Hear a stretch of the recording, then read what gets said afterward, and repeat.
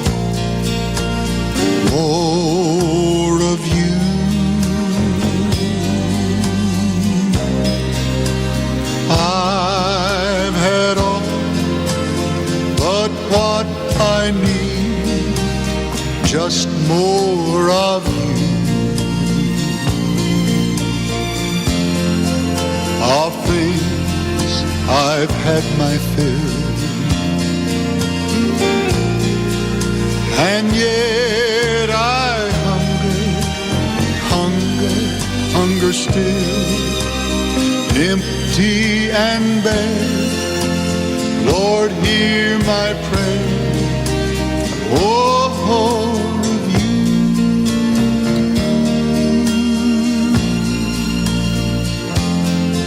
I have searched all around in the husk that abounds, but I find no nourishment there.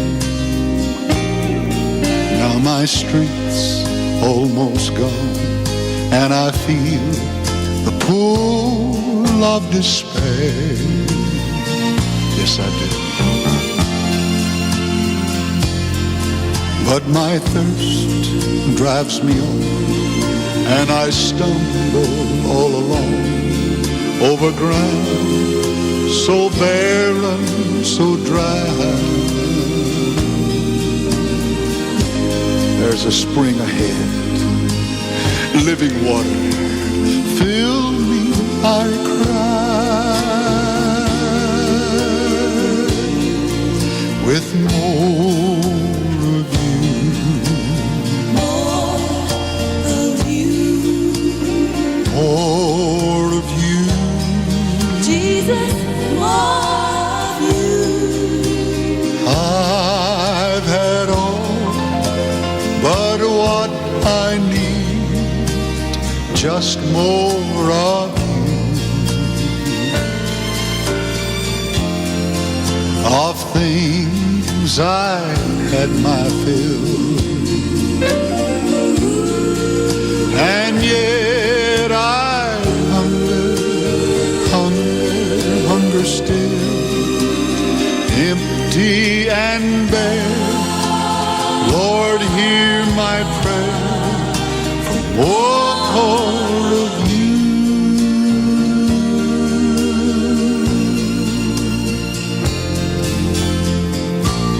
I'm not trying to find just a new frame of mind that will change my old point of view. You see, I've been through them all, and deep down inside nothing's changed, nothing's new.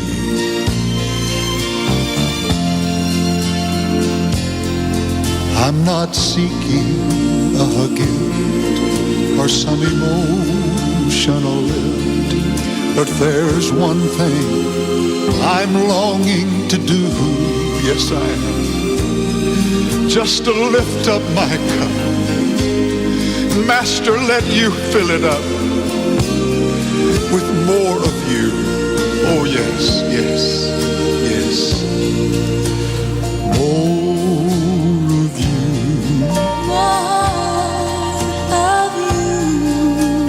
More of you. Jesus, more of you. I've had all but what I need, just more of you. Of things I've had my fill, yes I have. Yet I hunger still, empty and bare. Lord, hear my prayer, oh, Lord of you.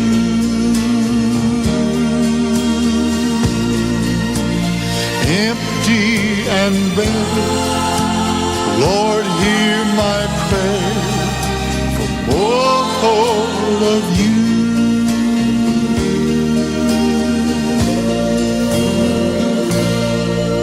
Yes, Jesus.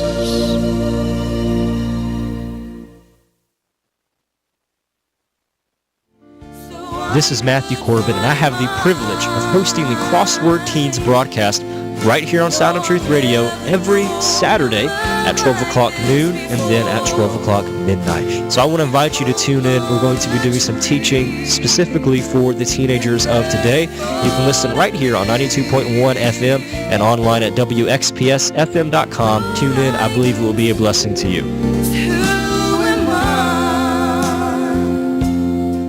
This is Cross Preaching for Spartanburg, WXPS 92.1 FM.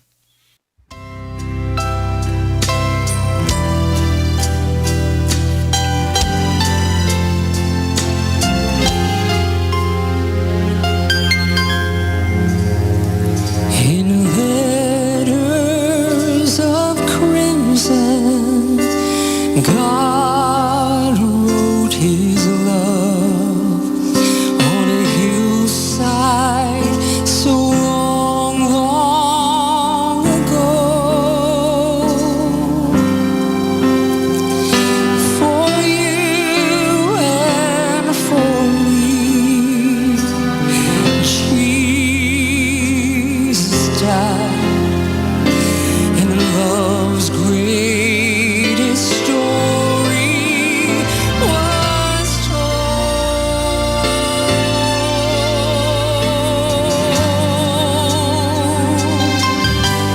you, I love you.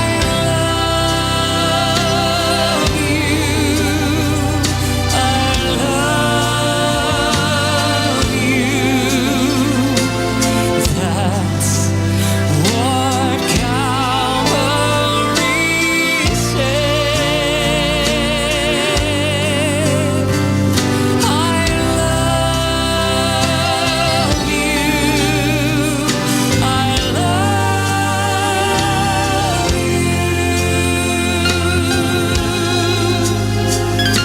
I love you. I love you, written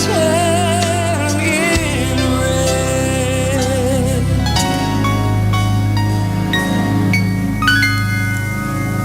Down through the ages, my God, He wrote His love with the same hands that suffered and bled,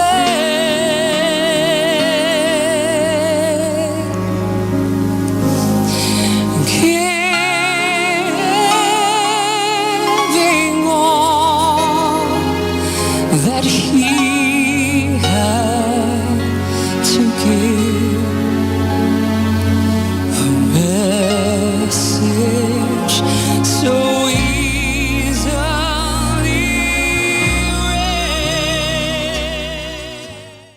You're listening to WXPS LP 92.1 FM in Spartanburg, South Carolina. All right, welcome everyone. This is Matthew Corbin here live on Sound of Truth Radio, 92.1 FM in Spartanburg, South Carolina, and online at WXPSFM.com. We thank you so much for tuning in today for a very special program. As you all know, we have been interviewing candidates for Sheriff of Spartanburg County, and today is our last interview. It's been a real blessing to do this, and I would say an honor that all the candidates have agreed to come on this program and on this radio station and take some of your questions and reach out to you and talk to us. So I'm very grateful and thankful for that. And I also want to say, as this is our last interview like this, I'm very thankful for our technical support we've had this whole time. My brother Jeremiah Quarterbin is running our radio side right now. My mother, Pastor Nikki Quarterbin, is running the video streaming right now. And I'm so grateful for them. They've been here with me for just about every interview. We can't do it without our technical support. It's in terms of getting this stuff out there to you, publishing it to you, the behind the scenes is even more important than who's in front of the camera because they're getting this out to you. So I just want to publicly thank them and thank all the candidates who've come on. Again, today is our last interview with candidates for Spartanburg County Sheriff, and our candidate for today is Adam Crisp. It's great to have you with us today. I appreciate it. Thank you for the invite. This is Adam Crisp, candidate for Spartanburg County Sheriff. I will go in and tell you this, if you want to find out more about him, because I don't know that we'll cover everything in today's interview, be sure to check out his website, crispforsheriff.com. Check out his Facebook page, Adam Crisp for Sheriff, and go find out more about this candidate if the things that you hear him say today are of interest to you. So why don't you start us out with just an introduction, please, of who you are, your background, why you're running for sheriff. Yeah, so I'm Adam Crisp. My family is career lawmen. I am a proud husband, a proud father of 5 daughters that go to school in Spartanburg County. Spartanburg County is my home. I've raised my children here, and I've made a career here. I was a law enforcement officer in the south side of Spartanburg, actually, in this area that connects to the county around here. I'm running for sheriff because I have an invested interest in the community and our future. Our future is only getting brighter and younger, as you can tell, being a young guy yourself. Sure. And it's time for a young leader to step up and lead the future to where it needs to be. We're highly invested in the safety of our community. Of course, my children go to school in this community. That's a #1 priority. We want to make sure the community gets back to actually partnering with police department and the sheriff's office, because that relationship has been broken. It needs to be mended. And they need a good, strong, young, fresh image to kind of lead us into the right direction. So that's a little brief thing. I graduated from the University of South Carolina. Out of high school, I was appointed to West Point, which is a great honor, to play baseball there, me and my twin brother, who also was a deputy sheriff in Spartanburg County.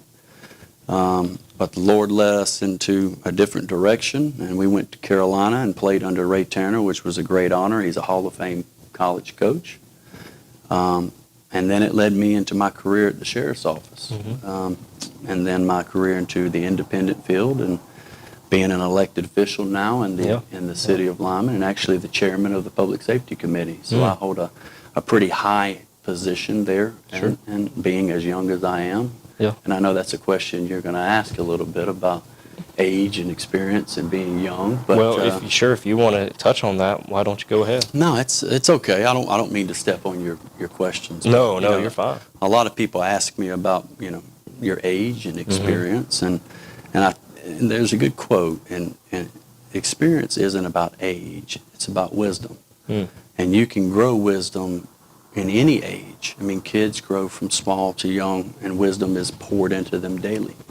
So if you have the right leadership and the right family, nuclear family that is going to help you out and pour into you leadership skills and wisdom, you gain it yourself. And I'm proud to say that, my father is an instrumental part of my life. My father has written 3 New York bestsellers on leadership. He teaches leadership every week for the FBI LEADA, and they go around to every law enforcement department in the country and lead the younger generation and teach them leadership skills to better their police departments or their sheriff's office. My grandfather was a great inspiration to me, and he passed away a couple of years ago, and that put a dent in me very much. Because he was a true gentleman, and he was a true lawman, and he was actually full of integrity. Because in the 60s, in the climate in Buncombe County, North Carolina, he took it on himself to be Martin Luther King Jr.'s personal bodyguard. Wow, what about that? When he went to Billy Graham's retreat in Montreat and all that, and he started visiting places, and they put my grandfather directly in charge of his safety, and he did his job with dignity and integrity. And that speaks volume about his character and what he poured into us. So, I'm young, I'm energetic, you're right, but experience is necessary, but the right experience at the right time is what we need in Spartanburg County. I hear you. And we need to kind of vamp it up and have that young, energetic, go-getting attitude. Sure. But also have a little experience in politics and budgets and stuff like that. So just wanted to touch on that for all the viewers out there. Absolutely. Let's talk about your experience in politics, because that's one thing that I think is a little bit unique to you from other candidates. So you're serving on Lyman Town Council. You ran for State House last year as well. So yes, I did. And I guess you're one of just 2 candidates who's been elected to office in this race with Rusty Clevenger. Would you kind of share on that experience, I'm curious, what's inspired you to be a Lyman Town councilman? What inspired you to run for state house? And then how does that work with this campaign for sheriff? Yeah, sure. So of course, being labeled a politician, and I don't Sure. like that word. Yeah. I like community leader I hear you. better. Yeah. But it is politics, and politics is a tricky game. I mean, politics can be very ugly, and that's not something that I like about it. But it's just the nature of the beast. But I started really digging into politics when I spoke with a great woman, Rita Allison. She was the representative of our area for a long time. And I spoke to her and just kind of grasped, how politics works, the inner workings of it, how I can be a better community leader and lead our future, because I was young at the time. And I really, really wanted to make an impact on my community in a broader aspect. So what I did was, I ran, and I lost the first time. Wow. And it was a learning experience. I lost by 5 votes. Wow. Yeah, that was a chin check, right? Yeah. So, things work in mysterious ways, because 2 months down the road, someone vacated a seat. So that seat came open for a special election, kind of like what we're in right now. Yeah, true. And I said, you know what, I'm going to give it another try. And I worked my butt off, and I had the most votes out of 9 candidates and the mayor. Wow. Wow. So that just showed how the community kind of rallied around me, understood my mission, understood they were aligned with what I wanted Lyman to be, and I was voted in. And that really kicked off my political career, community leader career. Right. Yeah. And I rose in the ranks. It started in 2021. I rose in the ranks in 2022, end of 2022 into 2023. Around that area, forgive me if the dates are wrong, but I was selected to be, or nominated and voted in to be the chair of the Public Safety Committee, which directly oversees the police department, because that was my forte. Right. Right? And they granted me that. They voted me in, and I sat on that board, and I gave the resources necessary to the police department. They deserve it. They're hardworking men and women. I know what they went through because I was a deputy myself. Right. Right. They get paid lower than anybody should be paid. And I made it a mission in one of my campaign slogans that I'm going to raise police pay, and I'm going to raise morale. And I'm proud to say I have a proven record of that. I raised pay in Lyman 22% since I've been on that chair. That's unheard of. Yeah. Yeah. Spartanburg County, I don't believe, has gotten a raise in 5 years, which, those men and women deserve better than that. But Absolutely. I have the ability and the relationship power to make that happen. It's a proven record. Sure. And due to those resources that I gave them, the 22%, we bought new cars, new uniforms, we bought installed traffic lights in the city that would tag read. So if you had a warrant, or if you had any violation, that your tag would read and go into a system, and an officer would be notified directly, and you would make that traffic stop and put that bad guy in jail. Yeah. Yeah. Due to that, we are the 4th safest city in South Carolina. What about that? So, you want to talk about a record? Right. Or if you want to talk about promises, candidates are going to promise you everything under the sun. Sure. But I believe wholeheartedly that if you promise something, you have to come through with it. Yeah. I hear you. And I'm proud to say that I came through for those men and women that deserve those raises. I think we started off at 44,000, 43,000, around that annually. Now it's up to 60. Which is really good for law enforcement. Right, absolutely. But that's only 2 years. Yeah. There's more to come. I mean, that's 22% in 2 years. That's a pretty good paycheck. I hear you. But that led into me looking at a broader aspect. Okay, let me branch out from Lyman, and the House seat that I ran for was District 36, or House District 36, which is Lyman, Welford, Duncan, and parts of Greer. So I thought that, maybe I can make a difference on a broader aspect, because I can bring that expertise that I had with relationships and making legislation and making stuff move forward. I saw there might have been just a lull a little bit, that some legislation wasn't being passed and our district was not getting the resources that they needed. And I'm going to go back on this. and it was a tough campaign, and I lost, and I congratulate my opponent that won. He worked hard, and he deserves where he's at. He deserves that seat. But, you know, God does things that we do not understand, and we're not meant to understand. And at that time, with me losing, I didn't understand it, right? Of course. Because you take a loss and you're like, you don't like, nobody likes losing. Right, you know? of course, yeah. And you step back and you say, you know, maybe it wasn't meant to be, right? Sure. So you come to the realization of that, you move forward, you still keep serving your community that you're doing.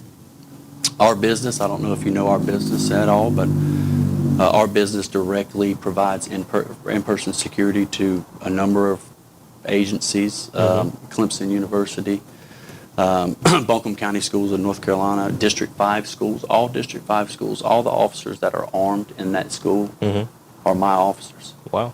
So they protect your children every day. And that's a big aspect on mine, because my children go to those schools as well. Yeah. But yeah, you look at it and you say, you know, it wasn't his timing. Sure. So when this opportunity, I was working hard. I left Carolina and I didn't finish my bachelor's degree. So I was working hard at that time to go back to school at 39 years old, which is not an easy task. Right, of course. I finished my classes up just in time, and then the sheriff race came, and I said, you know what, this could be an avenue where I can really, really make an impact on the community. Not only reach just my district, but the whole county. And the whole county right now is going through a really tough time, and it's not their fault. And they don't need to be thrown through the mud, and these deputies don't need to be drugged through the mud. They do a hard job. Right. But the leadership has let them down, and it is what it is. But I thought that now is the right time, after prayer and after talking to our pastor, who is a great guy. I don't know if you know him, Keith Kelly. Okay. At his Vineyard Church in Greer. He's kind of like the Billy Graham of the area. That's what they tell him he is, you know. He's been there for a long time, and he's a great friend of mine. And he knows my father intimately. And he said, you're a good leader. And if this is what you want to do, go after it and go get it. And put your whole heart into it and leave nothing on the table. And if it's meant to be, it'll happen. I hear you. That's kind of the story of Lyman to the House to now the sheriff race and whatnot in a 5-minute span point. Yeah. Gotcha. Thank you very much. Yeah, I want to circle back to talking about deputy pay in a moment, or pay raises, and kind of what your plan is for that. But before we do, you've already hit on this a little bit. This is, you know, a Christian radio station. Most of our listeners are going to be interested to know about your faith, and you've already touched on it. But if you wouldn't mind sharing a little more about your faith, and also had this listener question come in, maybe you'd like to answer. It was, can the candidates tell us about their first encounter with God? Maybe you could touch on that while speaking about your faith. Which one do you want to go first, the faith or the question? Well, let's start with just your faith overall, and then why don't you tell us about an encounter? So I'm a conservative Republican, and I'm a Christian. I went to a Wesleyan church. I grew up at Praise Cathedral, which is a non-denomination. That's where my dad took us to church when he was the chief of police in Greer, with Jerry Madden, who was a great pastor. I went on my own adventure in college and you know, went through some tough times. Came back, started a family, understood that religion is a big part of keeping that nuclear family together and maintaining and grooming your children to love God the way that you love your wife and your wife loves you, and it should all be intertwined. So we went to Lyman Wesleyan Church, a great pastor, Clement, and we did there for a little bit, and then they kind of dissolved the church, and they're maybe going in a different direction. So we kind of bounced around from that church to his Vineyard, Keith Kelly, which is, I think it's a Church of God. He's really more of a Baptist type of guy, but I don't think he claims Baptist. I don't want to speak for him. But he's that Baptist Pentecostal kind of in your face, and you need to hear it, you know, which is good. he kind of gets your blood going, and you're standing up, and it's a great experience. But we go there now. I am by no means a perfect person. Right. Yeah. Of course. And sometimes I miss Sunday church, and sometimes life gets in the way. But you know what I've really learned is that you can have a personal relationship with God and Jesus in your home, It's true. in your room, wherever you, in your car. Sure. He listens to you. He understands what you're going through because he went through the same temptations and the same trials and tribulations as you did. So getting back and getting my children accepted Christ. My oldest, let's go back. I have 5 daughters. So my oldest set of twins, they're going to be 11. They're 10, and they accepted Christ about 7 months ago, which is a Wow. great Praise the Lord. accomplishment. Yeah. But we sat down and talked with them about it to make sure they understood it completely, right? Of course. Just saying it doesn't mean that you really, really mean it, Yeah. right? Absolutely. So they understood their commitment. They understood what they said. They understood and how they felt and how it changed them. So we thought that they were ready for that next adventure and making sure that they were going where they needed to be. And we were all going to meet each other in the end. Yeah. So they were baptized, and I'm proud to say that my youngest daughters, who are 8, about to be 9, the second set of twins, Yeah. have accepted Christ as well. Praise the Lord. And they have yet to be baptized because Sure. we are busy right now. Right. And we want to make sure that we are fully invested in what they're doing. We don't want to make it a show for politics. We don't want to make it to seem that we're doing this to gather votes. That's why we have not posted it on social media. Yeah. We have not done anything. That is a intimate relationship that my daughters have personally, and that's really nobody's business. Yeah. Sure. Yeah. So they're going to be baptized. I don't know. It's maybe after the campaign or whenever they feel that they're going to do it. Yeah. Yeah. But we'll go to your question. When I first kind of met Christ, Sure. Yeah. I was in high school and I was dating a girl, and she was very involved in the church, and I really wasn't. I was a baseball player, and I was really invested in moving my career in baseball. Yeah. Yeah. We were back-to-back state championships, number 1 in the nation, and it's just your priorities were a little different, right? But she led me to a church, and I went to, it's like a VBS, is that what you kind of call it? Sure. But it was for Yeah. older, it wasn't for the younger crowd, so it was Gotcha. more like a retreat. Yeah. Yeah. When I was 17 years old, and man, it was an experience, and I would do it injustice by trying to explain it, because it's almost like an outer body experience, right? And I accepted Christ, and I was baptized 2 or 3 weeks later. Yeah. Yeah. And it really, really felt good because my grandfather was a staunch Christian. Carried the little pocket Bible everywhere with him with mints in his pockets, Yeah. Yeah. My dad was a churchgoer. My mom was. They didn't push it on us because Jesus says not to. Yeah. He kind of says, let the people come to me. Don't force them, Sure. right? Sure. Lead them in the right direction, Right. but don't force them. Right. Yeah. So we did that on decision. Well, I did that decision myself, and I am very happy that I did that because at the end of the day, where you're gonna meet your family, and you have that inner peace that you're not alone. And campaigns can be very lonely, Sure. Yeah. but you have somebody looking out for you. So. Amen. Yeah. Amen.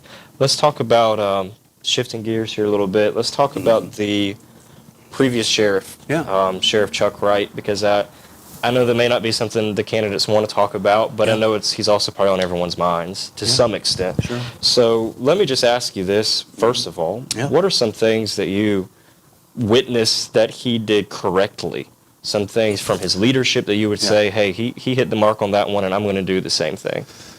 Well, we're different people. Of course. Okay? And Yeah. I'm not trying to imitate Chuck Wright. Mm-hmm. Chuck Wright was a family friend, and for 30 years, him and my dad knew each other, and my dad worked on his campaign to get him elected in 2004. Okay. He hired me. Chuck was a friend of mine, and I've always thought that he was a strong Christian. Mm-hmm. I thought that his morals were correct.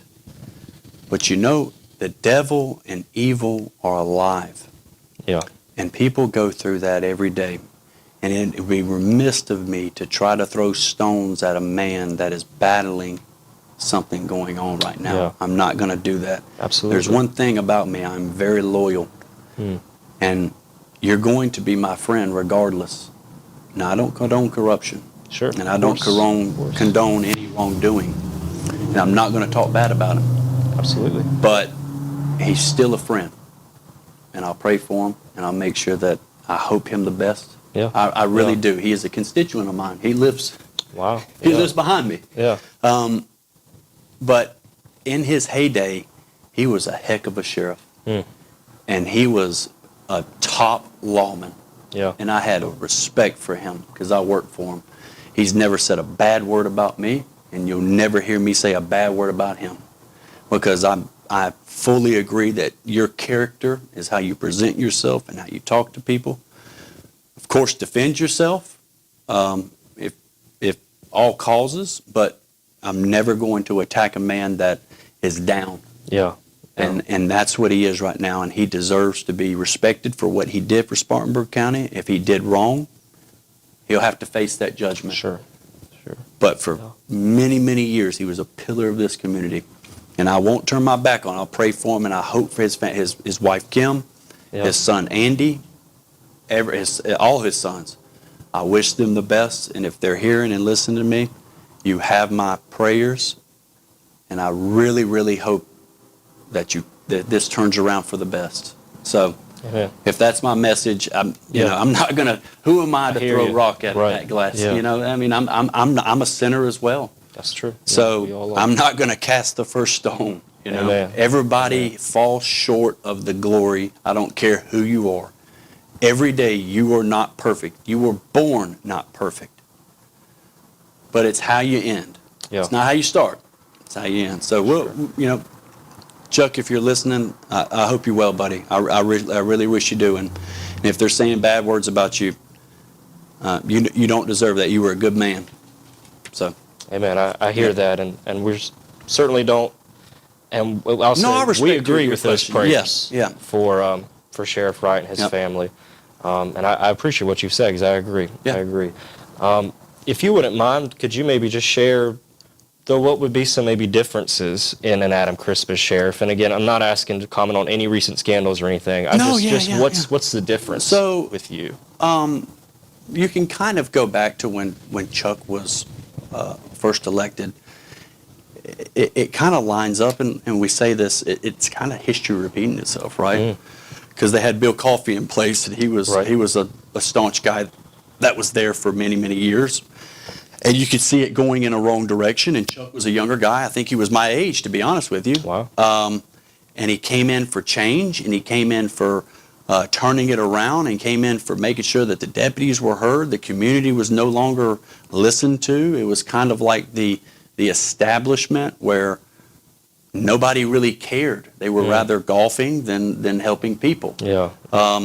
So I think to take away from that is it's kind of exactly the same situation where if you look at it statistically, there's, I believe, 5 sheriffs have been indicted in South Carolina in the past 5 or 6 years, and I could be wrong. Yeah.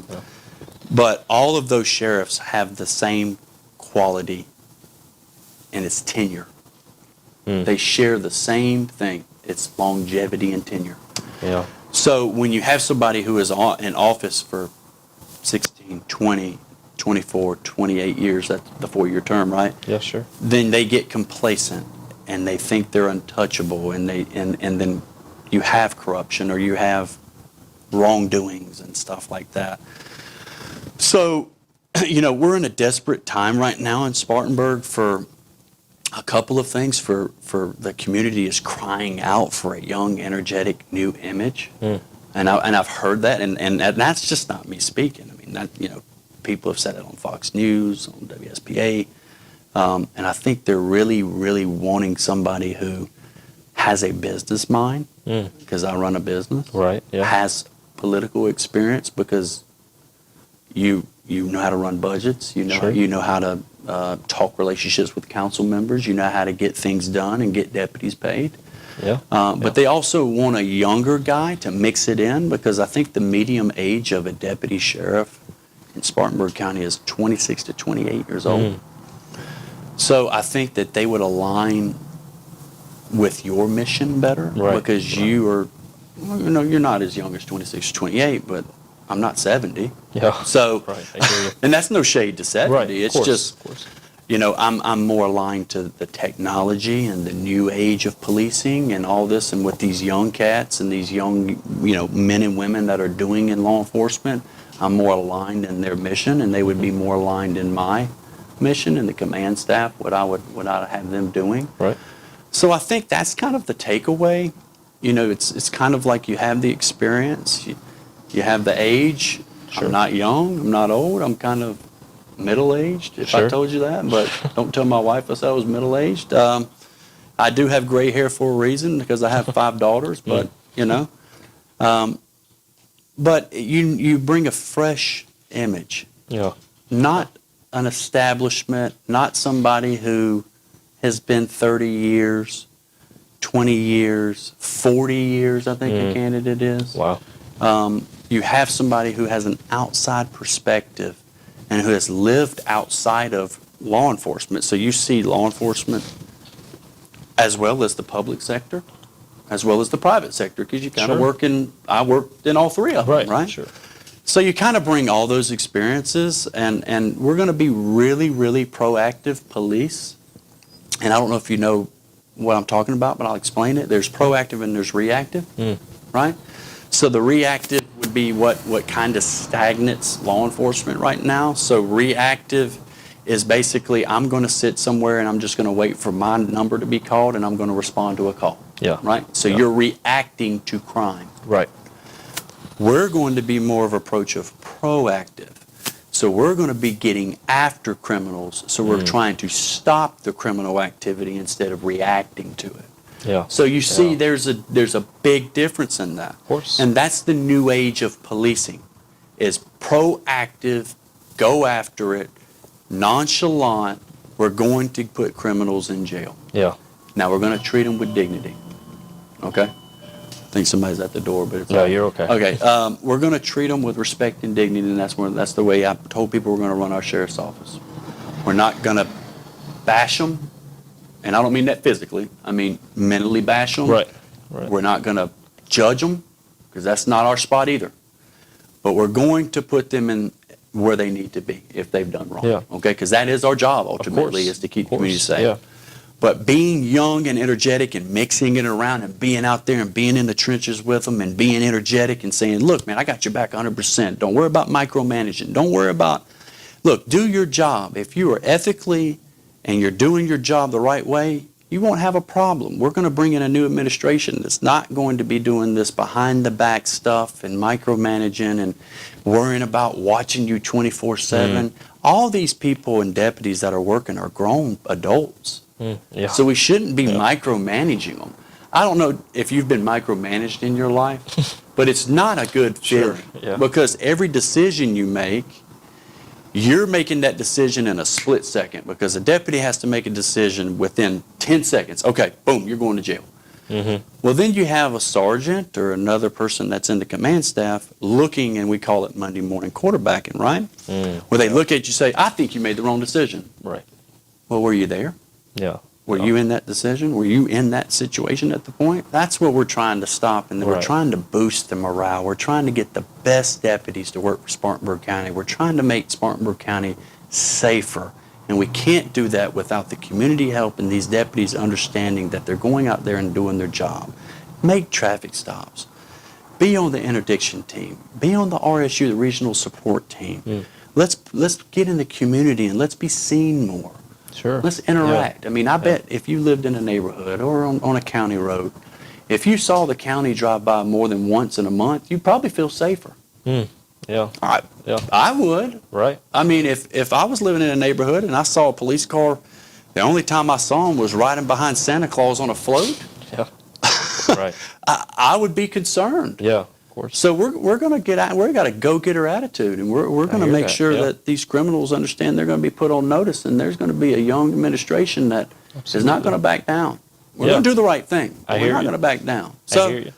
if anybody listening, we're going to do the right thing, but we're going to go get it. I got you. Yeah. Now, I don't want to take maybe too much more time with this question, but I just want to follow up on something that you said briefly, if we can, because you kind of imply what problem we've seen with sheriffs in general is being there too long and maybe kind of Sure. getting maybe less proactive as time goes on. Absolutely. So if you don't mind me asking, do you have an idea for how long you would want to serve as sheriff? So, look, we'll go back to politics, okay? Sure. Politics is mentally, physically, emotionally, and spiritually draining. Draining. Yeah. Yeah. Wow. So, I don't, with all due respect, I don't want to have to answer your questions for 20 years. Right. I hear you. I hear you. I'm just throwing it out there. I don't want to have to be on the news for 20 years. Yeah. Okay? Yeah. Right. I believe I have 10 years before I can retire because of my state and whatever law Sure. enforcement I have already. So 2 terms and I'm good. Got you. And Yeah. I can hand it off, and I'm going to keep this where we're going to have the younger generation.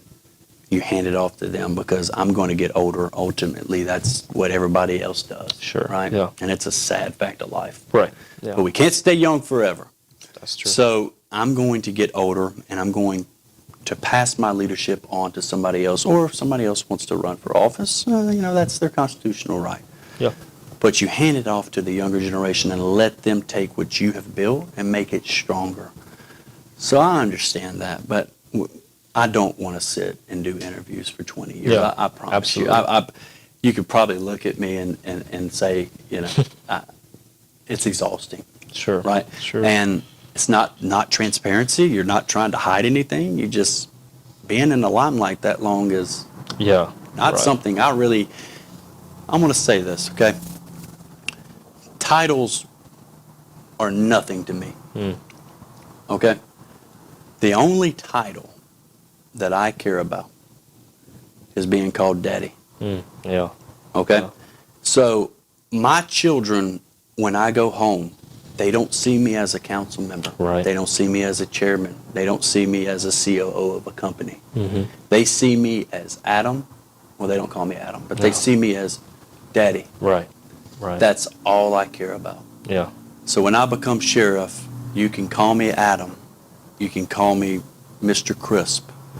But you don't have to put a title on. I'm not doing it for a title. I truly believe that the young generation has to step up right now and lead us to the future. We are stagnant. And the same old is getting us nowhere. Yeah. And I think you believe the same way. It's the same old Sure. gets us nowhere. Why not change it up? What's going to hurt? Right. Right. We can only go further into the future. But yeah, titles, I don't care about titles. I really don't. I care about being a great husband. I care about being a father to my beautiful daughters. And I care about my Lord and Savior, where I'm going to go in heaven.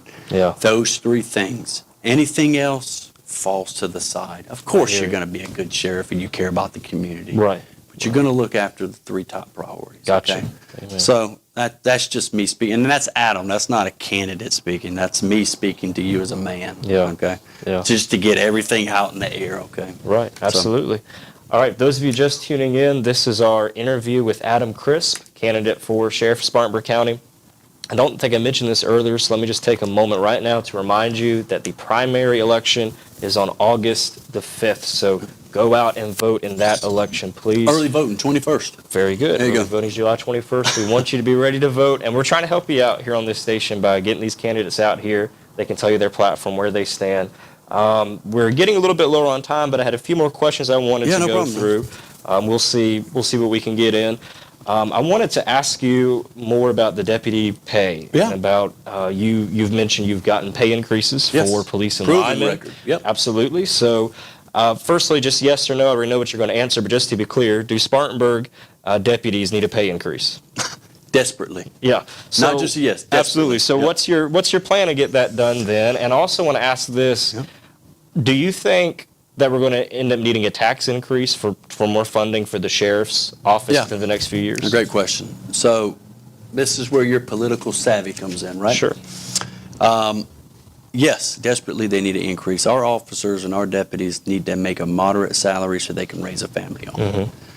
You have to understand that these, even if they make $44,000, $50,000, 30% of that goes off the top for taxes, insurance, Yeah. and retirement. Okay, Right. so technically, are they really getting 44? No, they're probably getting 30, which is even less, right? Yeah. It's even more demeaning. Right. When I first started, I was making $27,282.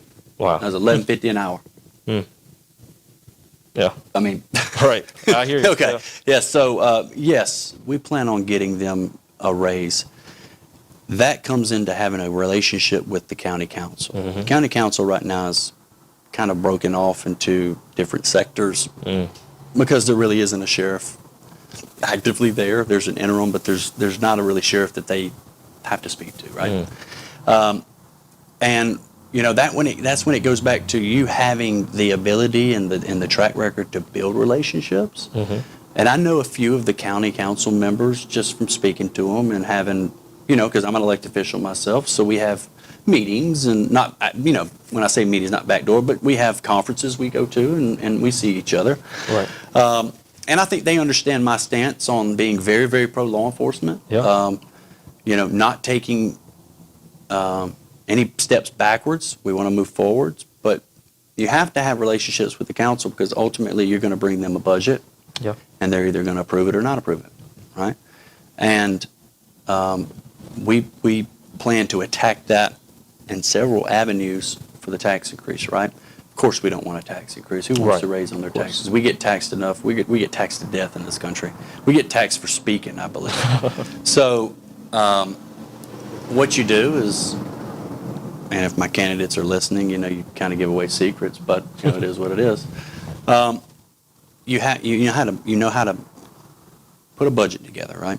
You know how to move money that you already have in a budget, and you audit that budget. So you'll have an outside kind of a Doge kind of Sure, thing where yeah. they come in and they look at, I think the budget right now is $55 million, which is not really that much compared to other counties what they spend on law enforcement.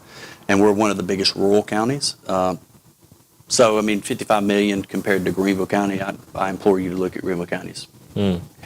Sure. Yeah. It's a lot, yeah. Yeah. So, but they also have a lot of tax increases. So I understand the voters' frustration on taxes. By all means, I am a zero increase tax guy. Actually, I think that we should take the property taxes away and sales tax as well. Yeah. Kind of follow Tennessee's path on Sure. that of lowering those taxes or income tax. I'm sorry, not sales tax, but income tax because you're already taxed on every dollar that you spend anywhere else. So might as well keep all your money. But that's a rabbit hole we don't want to go down right now. But so you take the budget, you take the audit that you're going to do, right? So you have $55 million overall. Then what you do is you look at that budget and you say, okay, we have a certain amount of money that we're spending that's not going straight to the community or to the deputies, right? For pens, papers, ink, stuff like that. Not stuff that really doesn't hold high on the priority list. So you take that money, and I'm looking around probably $2 or $3 million that you can play around with. Well, that $2 or $3 million you can either do two things with, right? That money's already in the budget, and that money has already been tax paid. Yeah. So Yeah. we don't have to ask the tax for an increase because you've already paid that. Right. Right. So you have $2 or $3 million that you can take, and either two things: you can give it to the deputies for immediate pay raise, which is really good, Yeah. right? Because automatically I don't have to go to council and ask for a pay raise. I can just take that money that's there and say it's yours, Yeah. right? Right. Right. That's $3 million for 550 employees, you could probably do easy math. That's a pretty good increase right off the bat, right? Without having to battle council and without having to be a politician and do what you have to do. Yeah. Or you can give half of it to the deputies and half of it back to the people.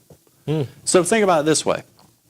If I found, let's do a number that don't hold me to this, and I'm not saying this is a number, I'm just hypothetical. Right. Okay? Right. If we found $8 million in the budget that was spent frivolously and we could say, we don't need that. Yeah.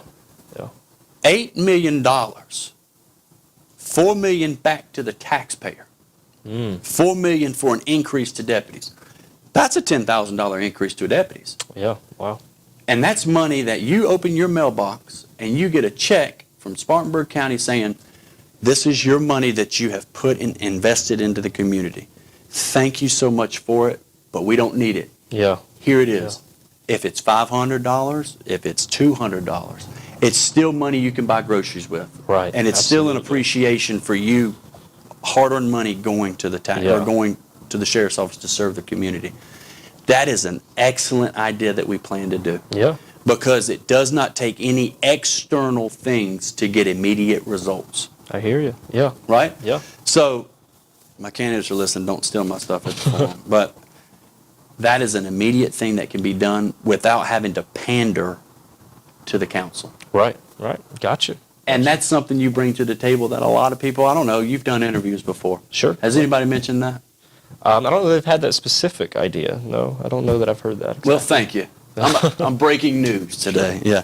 But I think that's an immediate thing that can happen. And I don't think that you would shove away a paycheck. No. Or saying, hey, man, appreciate your $200. We can go buy groceries, or we can go to Ruth's Chris or whatever. We can buy a good steak dinner. Sure, yeah. But that would be something that I would look at and help the taxpayer out without asking for any more money, because trust me, I get taxed enough and I don't want to increase my own taxes. Yeah, I hear you. I hear you. There you go. I mean, that's just an idea, but that's something we're looking to implement. Yeah, gotcha. And that's that new outside the box idea. Sure. Yeah. So you think there are ways we can be, I'll say, more cost effective with the money that we have? Yes. And, then use that for things like pay increases? Excellent. So Okay, gotcha. say, for instance, the helicopters. Sure. Spend a lot of money on helicopters. Yeah. Do they use them a lot? So that question, money yeah. I mean, it's a good question to ask, right? It's a fair Right. question. Yeah. So you take that money that you're using for 2 helicopters, which I don't think we need 2 helicopters, but you take that money and give it directly back. I hear you. Yeah. There you go. Those Yeah. helicopters are not inexpensive. Yeah. I mean, right, you're talking right. about $600 to $1 million for that type of machinery. Wow. So, hey, will you take $1 million back and give it back to you if we don't need it? Yeah, of course. Yeah. We're not spending it; it's just sitting in a lot. I hear you. I mean, I'm being realistic. So Yeah, that's yeah. just something that the voter needs to think about. Is that's our mission, is to give back to the community, not only with safety, but giving back what you have put in and poured into us. We have to give it back to you. I hear you. Let's go to a few more listener questions if we can. Work Yeah. them in before we Yep. run out of time. One listener submitted question was this: would you uphold the Constitution before state and local law? Well, the Constitution is the law of the land. Okay? So you look at our forefathers, they put a Constitution. Now the state has a Constitution as well. Yeah. Okay? True. Federal and state, they follow rules, but they have separate rules, right? But the Constitution, that has to be upheld. The amendments, First, Second, Third, Fourth, Fifth Amendments. Second Amendment, of course, you're able to possess a firearm. If you're not a felon, you can do it, and you don't have to ask permission. Okay? Yes, we're going to uphold the Constitution. We're going to uphold the law of the land. But if you, and I implore, if you want less laws or you want more laws on the book, you need to go to your legislators and you need to make sure that they get those laws passed or whatever's going on, because the sheriff only upholds the laws that are on the books. Right. I'm not making laws. Yeah. I'm just upholding them, right? Right.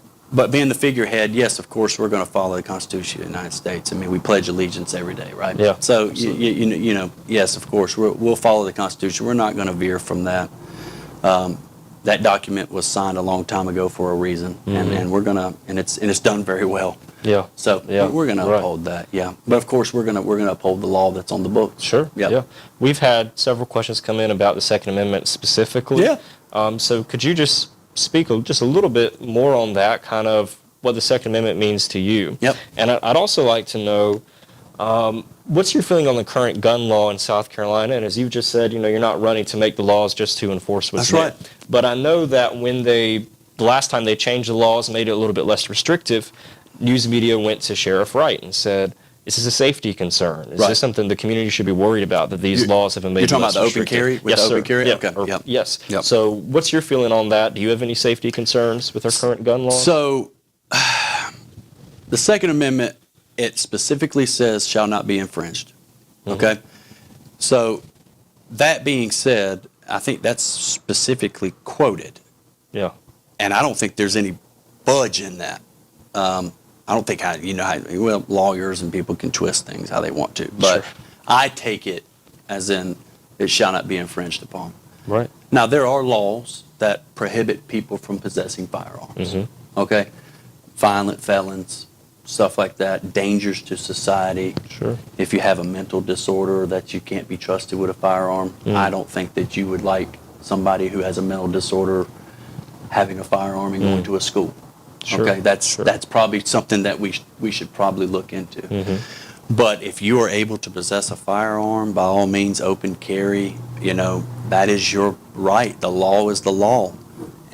And actually, specifically, if you read into that law, it says law enforcement shall not and will not approach you just because you're carrying a gun. That is not probable cause for me to even interact with you. Right. So our deputies are smart and they know the laws. But if they are breaking that, there will be consequences to that, because you can't break a constitutional law or a law on the books, right? Right. And that's just an educational thing. They need to be educating, a training kind of thing. But Second Amendment is very strong. I mean, I carry a firearm. Of course, a lawman, you're going to carry a firearm. My wife has them. I'm teaching my children gun safety, how to shoot properly, how to make sure, maintain, keep your finger off the trigger at all times unless you're going to engage a target. Yeah. But yeah, the laws, I'm not really worried about open carry as much, because I think really good gun owners are safe gun owners. Now, I think there needs to be a little bit of training, which SLED offers twice a month, free, to all the people that was enacted in the new law that was instituted. I think, that's your own priority if you want to get the training, but I think that people should go to that free training. Why not? It's free. And I think people should still get their CWP, because once you cross the lines in South Carolina, it's a different law. So you need to have that CWP on you so you can carry and protect your family outside the borders of the state of South Carolina. So, I implore you to still get your CWP, but if you're in South Carolina and you want to carry openly, by all means, be Wyatt Earp if you want to. I mean, that's the law, and I'm not going to budge on that. That's what the lawmakers and the people have said that they wanted, and they got it passed, and I applaud them for doing it. Yeah.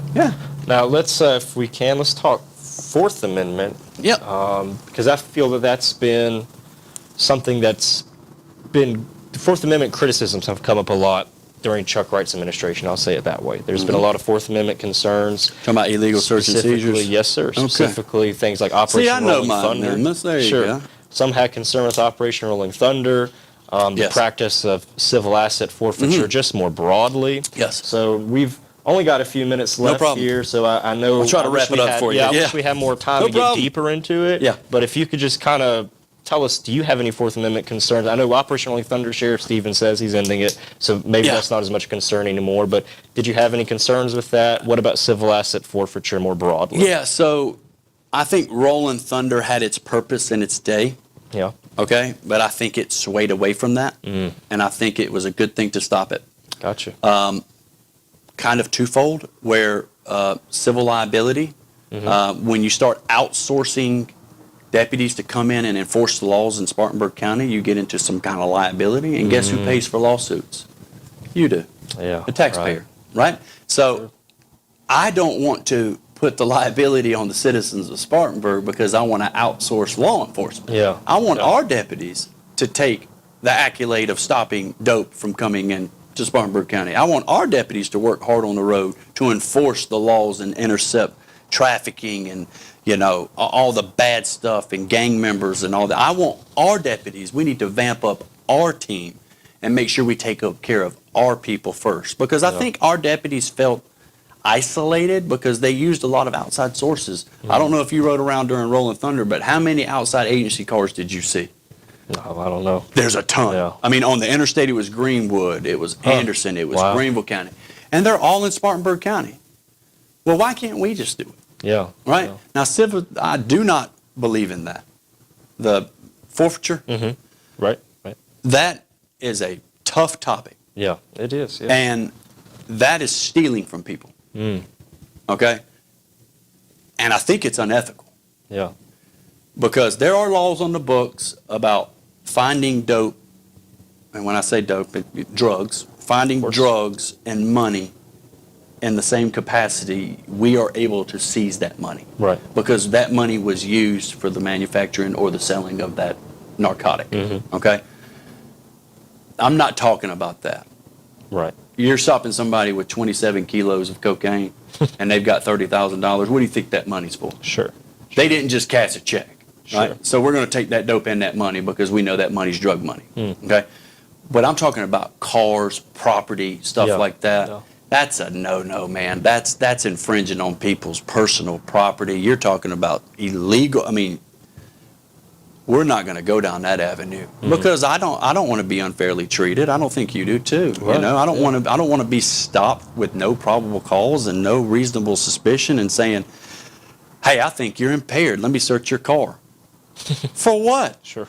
Yeah. No, I mean I'm being serious. Yeah. No, we're going to be ethical and we're going to be doing it by the books and we're going to have dignity and respect to the community. Now, if there is probable cause and the odor of marijuana or whatever is present, of all means, that gives them probable cause to search your vehicle. But we're not going to go into that avenue of taking people's property and Gotcha. stuff like that. Yeah. That's unethical. And it's a new age of policing, and that's kind of old school, and I'm not going to stand for that. I hear you. Yeah. One last question. Yeah, man. We've had some questions come in about COVID.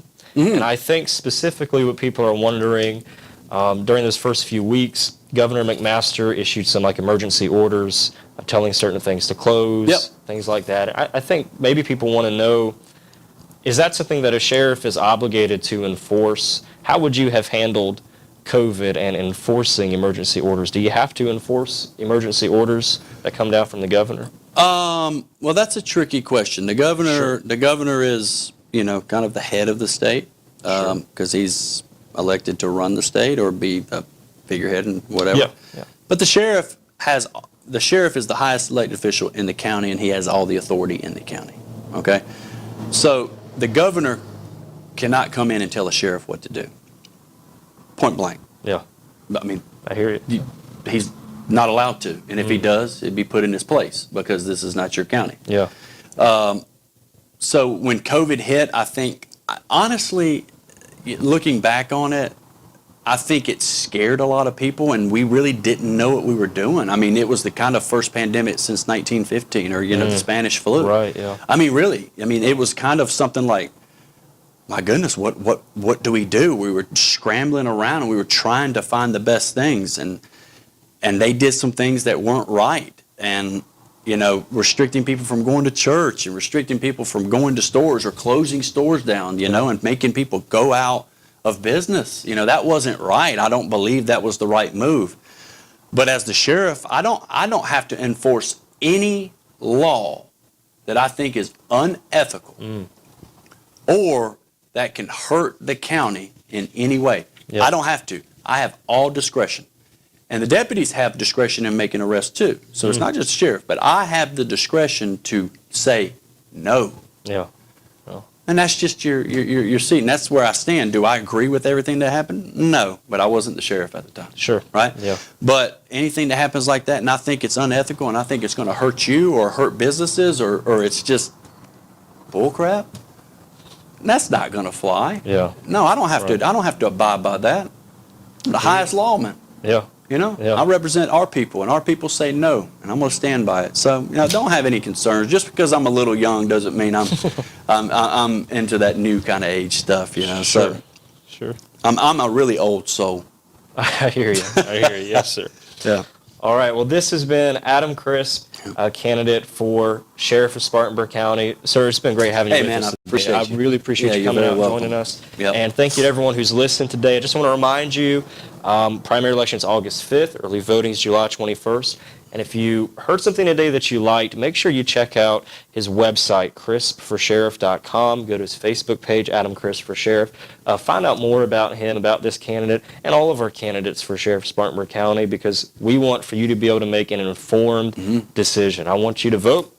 We want you to pray before you vote, and we want you to research before you vote and know who you're voting for. So we are out of time for today. Again, it was a pleasure having you with us, Thank you sir. for coming out. I hope everybody had a good time and stay safe, okay? Absolutely. Yep. All right. God bless you all. Thank you for joining us today.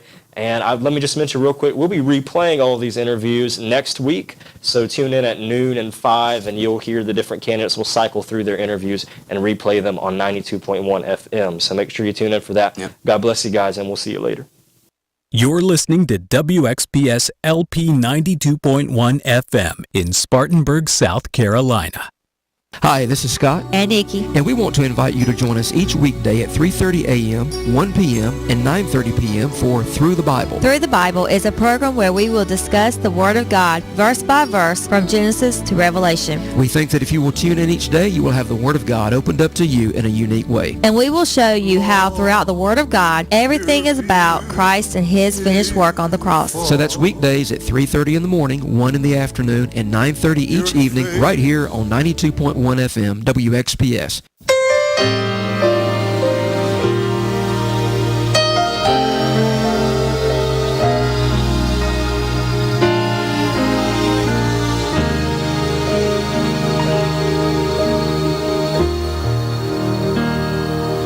When I was just a child, I heard the beautiful story, how you loved me so.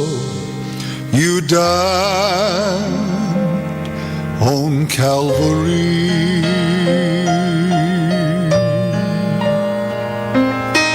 Though I claimed you way back then as Lord Almighty, yes I did. Things haven't changed. My love still the same. You're still Lord to me. You're still Lord. Oh yes, you're still my Father. In little or much, I still feel your touch. You're still Lord.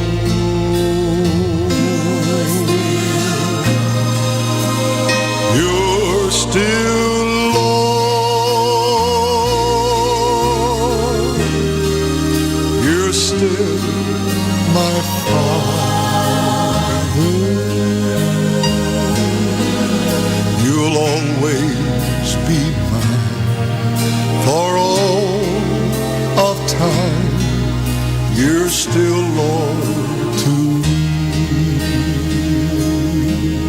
Oh yes you are.